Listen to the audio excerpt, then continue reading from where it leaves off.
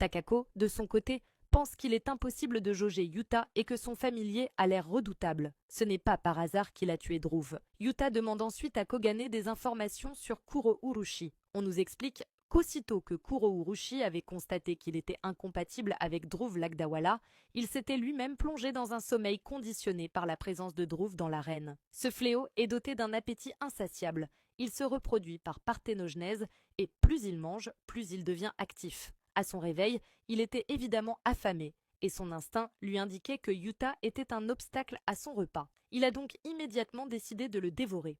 Alors qu'ils se font face, Kuro Urushi invoque son sabre nécrosé. Cette arme est une épée maléfique dans laquelle vie et mort s'entremêlent.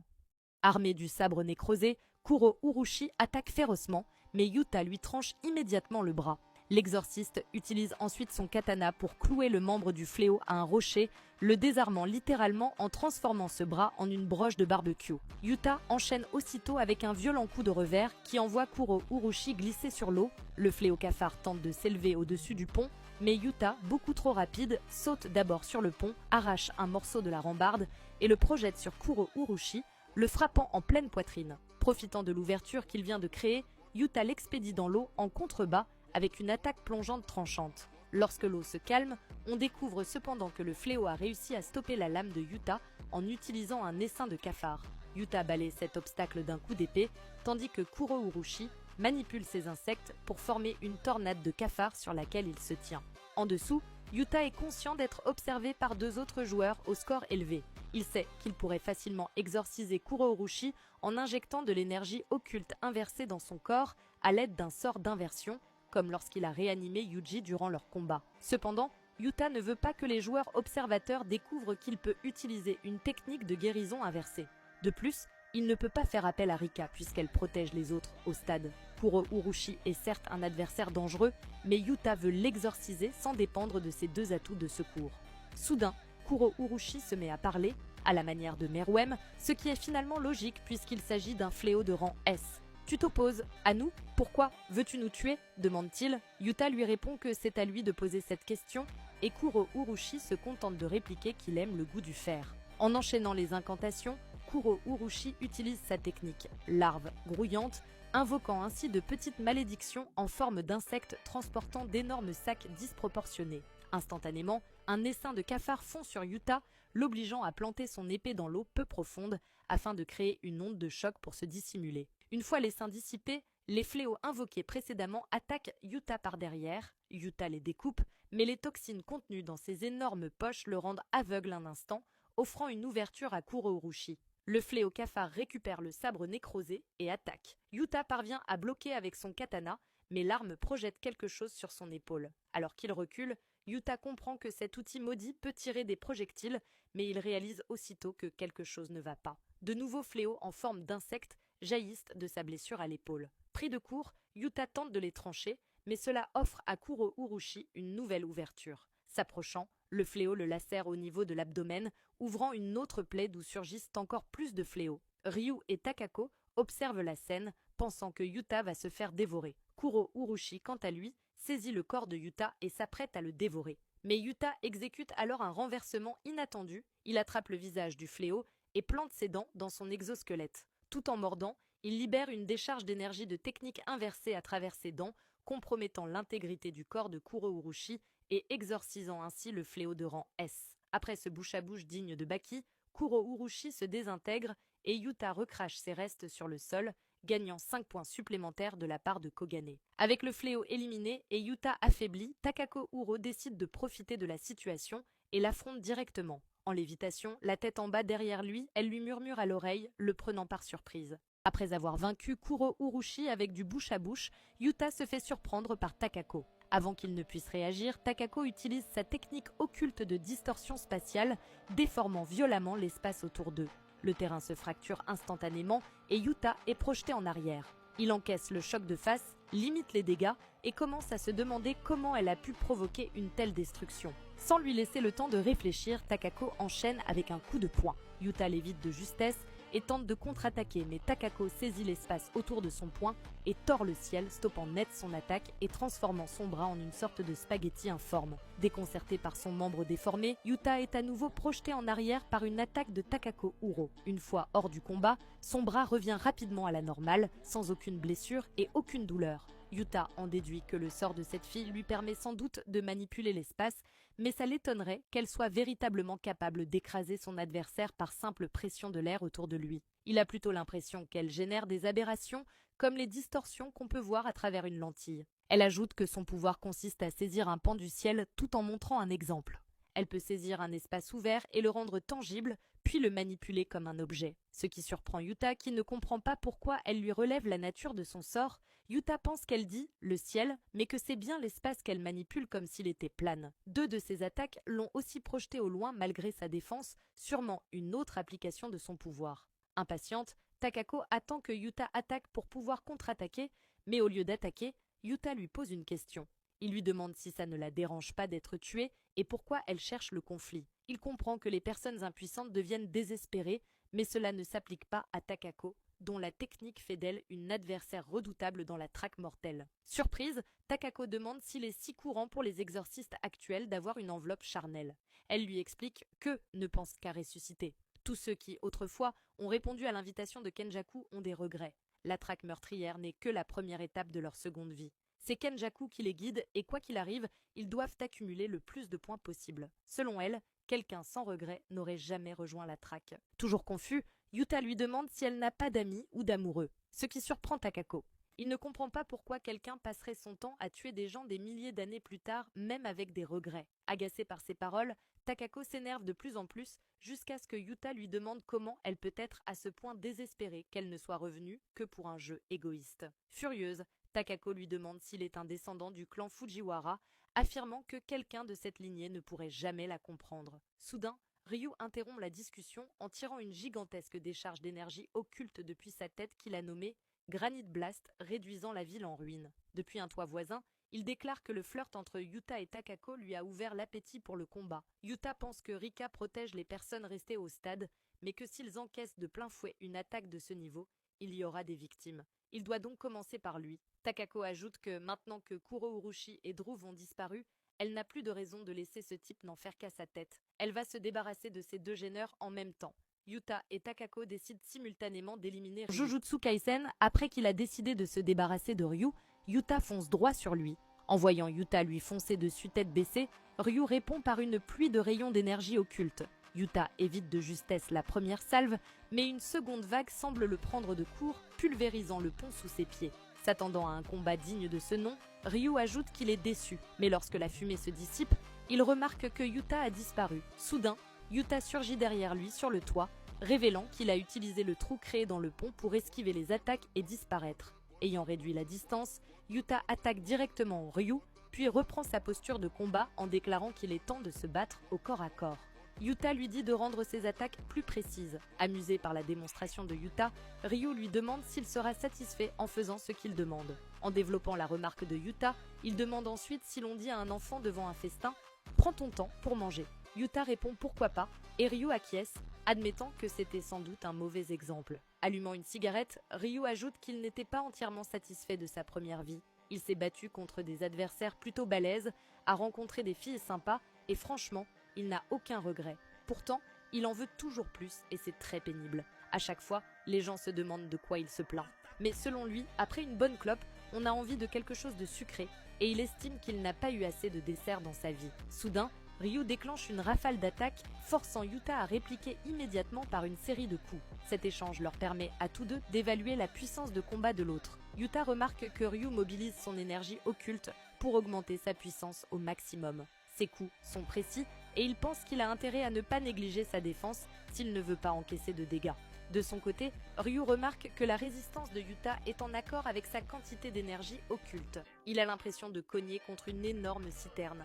Après plusieurs échanges de coups et de parades, les deux combattants tentent simultanément une attaque tournoyante. Ryu percute alors Yuta de dos et libère une violente explosion d'énergie occulte qui le projette hors du toit. Yuta traverse le sommet d'un autre bâtiment, perd brièvement l'équilibre mais parvient rapidement à se stabiliser. Ryu, ayant remarqué cette ouverture, enchaîne aussitôt avec une nouvelle attaque Granite Blast, projetant un rayon d'énergie droit sur lui. Contre toute attente, Yuta parvient à le dévier à main nue, ce qui surprend Ryu qui se demande si Yuta n'est pas un descendant de Yuno Voldigod.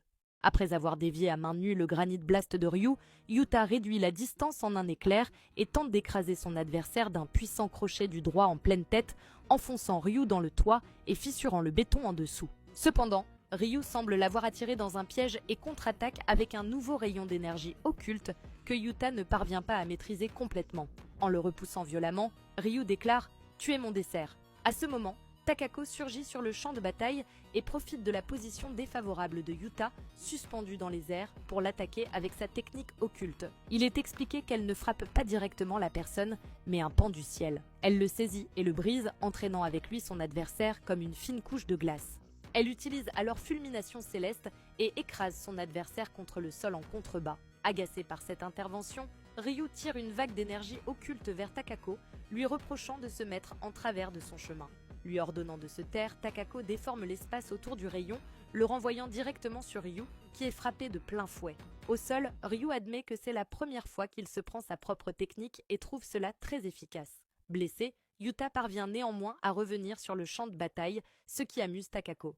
Elle affirme que c'est parfait qu'il soit aussi résistant, car elle compte bien jouer avec lui. Ryu, encore en train de récupérer, se méfie du sort d'inversion de Yuta, mais il a déjà dépensé beaucoup d'énergie occulte et encaissé à plusieurs reprises les attaques de Kuro Urushi, de Takako et les siennes.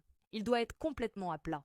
Il pense intérieurement qu'on est forcément déçu lorsqu'on se tient devant la vitrine d'une bonne pâtisserie sur le point de fermer, alors qu'il ne reste plus que quelques gâteaux. Déçu par la baisse progressive de la puissance de son adversaire, Ryu conclut que Yuta n'est pas le dessert qu'il recherchait pour apaiser sa soif insatiable. De son côté, Yuta sait que Ryu ne cible pas les civils, mais qu'il se moque des dégâts collatéraux. Quant à Takako, elle n'a pas marqué beaucoup de points. On dirait qu'elle ne combat que les exorcistes. Il pense qu'elle est peut-être trop fière pour s'attaquer à quelqu'un de plus faible qu'elle. Yuta aurait voulu éloigner le combat du stade afin de protéger les personnes présentes, mais cela ne semble plus possible. Il décide alors d'utiliser toute sa puissance. Il sort sa bague, l'enfile, puis invoque Rika, en lui demandant de lui donner absolument. Rika se manifeste soudainement sous la forme d'un esprit maudit juste à côté de Yuta, laissant Ryu et Takako confus face à ce retournement de situation. Takako est choqué d'apprendre que Yuta n'utilisait pas encore toute sa puissance, tandis que Ryu ne comprend pas comment l'énergie occulte de Yuta est déjà en train de se recharger. Rika est un peu comme un réservoir d'énergie occulte. Lorsque Yuta décide d'ouvrir le robinet, il peut simplement remplir à nouveau son énergie vidée. Soudain, Rika déchire sa poitrine pour révéler un vaste arsenal d'outils maudits stockés à l'intérieur de son corps, parmi lesquels Yuta peut choisir. On apprend ensuite que depuis la mort de Rika Orimoto, l'amie d'enfance de Yuta, ce fléau est tout ce qui lui reste d'elle. Il s'agit à la fois d'un sort indépendant et d'un réservoir d'énergie occulte.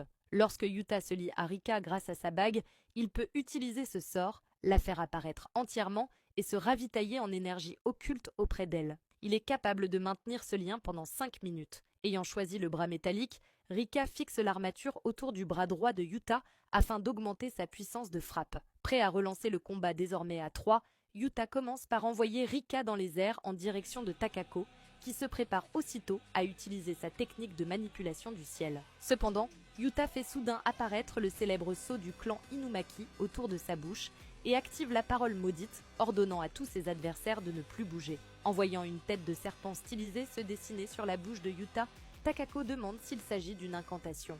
Elle tente ensuite de se couvrir les oreilles, mais il est déjà trop tard. Elle est immédiatement immobilisée. Incapable de se défendre, Takako est martelée par une pluie de coups combinés de Yuta et Rika avant d'être violemment projetée au loin. Yuta retombe ensuite et se propulse à partir des bras de Rika comme un véritable ballon de volley, continuant à mettre la pression sur elle. Ryu tente alors d'intervenir dans le combat et tire un rayon d'énergie occulte, affirmant qu'ils sont mignons. Mais Rika tranche l'attaque en deux d'une seule main, impressionnant Ryu, qui estime même que Rika pourrait être plus résistante que Yuta lui-même. Irritée par la douleur qu'elle vient de ressentir, Rika contre-attaque violemment, frappant Ryu au visage et l'envoyant valser hors du toit. Elle tente d'enchaîner avec un autre coup, mais Ryu riposte aussitôt avec un poing explosif, écrasant Rika contre le toit d'un autre bâtiment. Excité à l'idée de satisfaire la faim de Rika, Ryu se recoiffe et affirme qu'il va la nourrir bien comme il le faut. Alors qu'il se bat contre Takako, Yuta invoque plusieurs petits familiers volants en utilisant des mèches de ses cheveux comme intermédiaires. Takako en détruit un avec sa technique et déclare que les membres des Fujiwara ne se dressent contre elle que parce qu'ils craignent son véritable potentiel. Dans un discours typiquement digne d'un animé, elle ajoute que les membres du bataillon des astres, la troupe d'assassins sous les ordres des Fujiwara, devaient être dépourvus de toute individualité. Ils vivaient dans l'ombre et n'avaient même pas droit à un nom. Et pourtant, cet homme lui en a donné un afin de pouvoir l'exécuter en l'accusant du massacre de son clan alors qu'il en était l'unique auteur. Soudain, Takako est interrompu en plein récit. Des entailles apparaissent sur sa poitrine et ses hanches, causées par les familiers. Elle remarque qu'il est en train de transformer la zone délimitée par ses familiers en territoire et ajoute que c'était le pouvoir de Druve. Finalement, Yuta n'est ni un incantateur ni un invocateur, son sort, à lui, c'est la copie. Yuta enchaîne et projette Takako au sol, là où Ryu et Rika sont en train de s'affronter. Il tente de conclure avec un coup droit, mais Takako parvient à bloquer l'attaque et brise l'armure de Yuta grâce à l'effet brise-glace de sa technique. Bien qu'il ne soit pas blessé, Yuta lui dit qu'il ne sait pas ce que ses ancêtres lui ont fait, mais que si son principe est de vivre pour elle, et uniquement pour elle, un jour viendra où elle se heurtera à une limite. Ces paroles n'ont aucun effet et ne font qu'irriter davantage Takako qui ajoute « Tu dois vivre pour les autres, tu n'as pas besoin de devenir quelqu'un ». Ça, c'est le discours de ceux qui sont déjà des gens importants. Leur échange est interrompu lorsqu'ils ressentent tous deux une immense montée d'énergie occulte provenant de Ryu. Ils déclarent que les mots sont désormais inutiles et qu'ils doivent se taire. Alors que les trois exorcistes se regardent, prêts à mener le combat à son apogée, les trois plus puissants exorcistes de Sendai activent simultanément leur extension de territoire.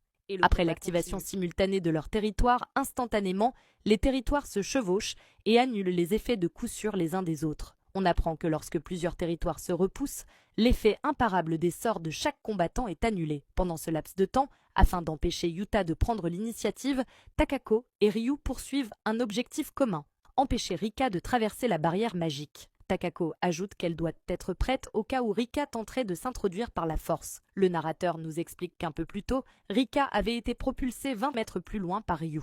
Les deux adversaires n'ont donc même pas eu besoin de recourir à un plan pour la mettre à l'écart, elle n'a pas pu revenir avant que la barrière soit en place. Mais la conscience de la jeune fille, qui subsiste encore dans l'esprit vengeur, ne supporte pas cette situation. Rika va donc passer à la vitesse supérieure. Au même moment, Kuro Urushi apparaît, affirmant qu'il aime le goût du fer.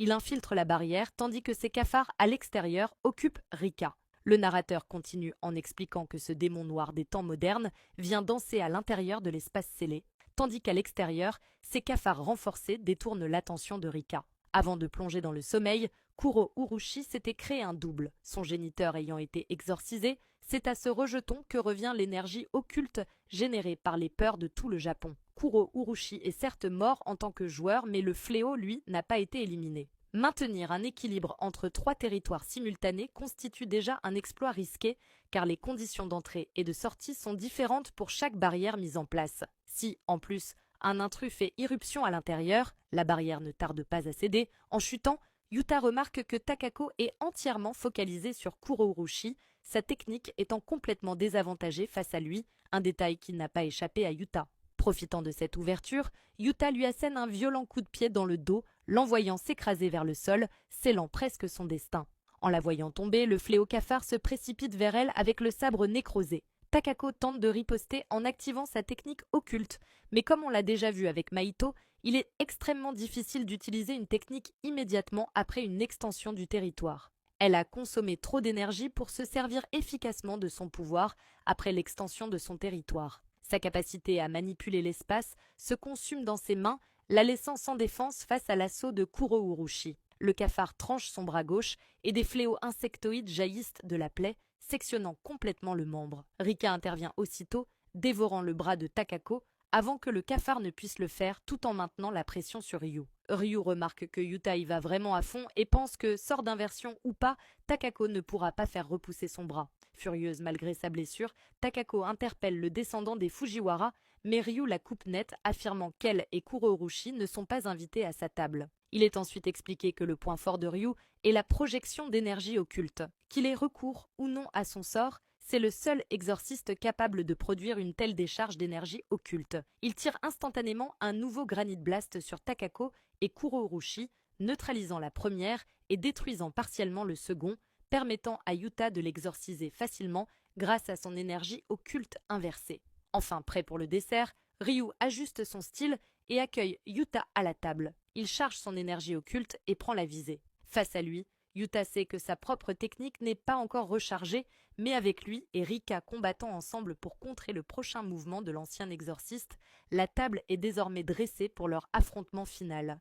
Alors qu'ils s'apprêtent à conclure leur combat, il est expliqué qu'une explosion d'énergie occulte aussi précise et puissante ne peut être libérée que lorsque Rika est pleinement manifestée. Mais même dans ce cas, sa puissance maximale reste légèrement inférieure à celle de Ryu Ishigori. Accumuler rapidement l'énergie occulte et attaquer avant que Ryu n'atteigne sa pleine puissance aurait dû être la seule option. Cependant, le regard de Ryu trahit plus de 400 ans de faim en attente d'être rassasié et ses yeux supplient presque Yuta de libérer toute sa puissance. Bien que Yuta ne trouve jamais de véritable sens dans le combat, le regard de Ryu finit par faire fondre son cœur. Yuta accepte de se donner à fond, juste cette fois, et les deux exorcistes libèrent simultanément leur énergie occulte. Leurs attaques entrent en collision dans un affrontement de rayons d'énergie occulte rappelant fortement les duels de DBZ. Malheureusement, Yuta est rapidement dominé par le tir de Ryu. Le duo semble être touché de plein fouet et projeté dans un bâtiment voisin, ce qui pousse Ryu à exprimer à quel point la première bouchée de son dessert était délicieuse.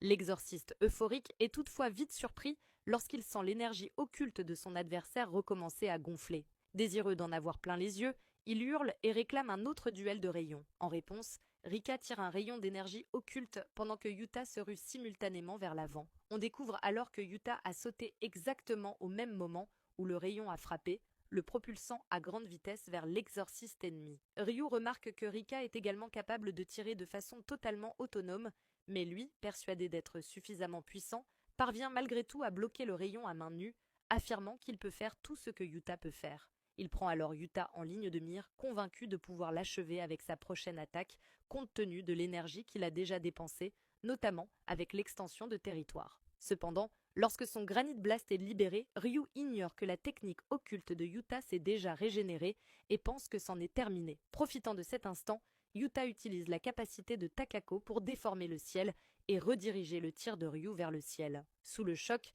Ryu pensait que Yuta n'était au départ qu'un simple utilisateur d'incantations. Il croyait que Rika et Yuta avaient des techniques différentes, mais il avait tort. La technique de Yuta, c'est le mimétisme. Il tente ensuite de deviner quelle condition doit être remplie pour cela et se souvient alors que Rika a dévoré le bras de Takako. Il en déduit que c'est à ce moment-là que la condition a été satisfaite. Remarquant la perte de concentration de Ryu, Yuta en profite et lui assène un coup direct à la poitrine avec la fine technique brise-glace de Takako. Il enchaîne aussitôt avec une autre combinaison, un coup descendant amplifié par Rika, si puissant qu'il fait jaillir le sang de la tête de Ryu. Et les 5 minutes sont désormais écoulées, ce qui met fin à la connexion entre lui et Rika. Ryu en profite immédiatement pour frapper Rika de toute sa puissance. L'attaque est trop violente, même pour une Rika totalement manifestée. Ayant atteint sa limite, Rika disparaît du champ de bataille, laissant Yuta poursuivre le combat seul. Ryu est ravi de constater qu'il reste encore quelque chose après leur affrontement à pleine puissance. Il déclare avec enthousiasme que ce plat final est le dessert qu'il attendait depuis si longtemps. À la surprise de l'exorciste du passé, Yuta l'attrape alors à deux mains et écrase leur poids combiné vers le sol avec une force telle que le sol se fissure sous leurs pieds. Après les avoir tous deux immobilisés, Yuta affirme que le voilà. Ryu, confus, baisse les yeux vers le sol fissuré. On voit alors sa technique Granite Blast que Yuta avait détournée plus tôt, qui descend vers lui. Le Granite Blast retombe directement sur Ryu, prenant l'exorciste au dépourvu et le carbonisant complètement. Toujours debout, tel un véritable champion, mais désormais vaincu, Ryu comprend qu'il vient d'être frappé par son propre rayon, que Yuta l'a redirigé vers lui grâce à la technique de Takako. Malgré sa défaite, Ryu est pleinement satisfait du combat de très haut niveau auquel il a participé et remercie Yuta, déclarant qu'il est enfin rassasié. Avec ces combats complètement fous, Yuta et Megumi viennent de montrer à notre cher Yuji à quoi doit ressembler un vrai combat d'exorciste.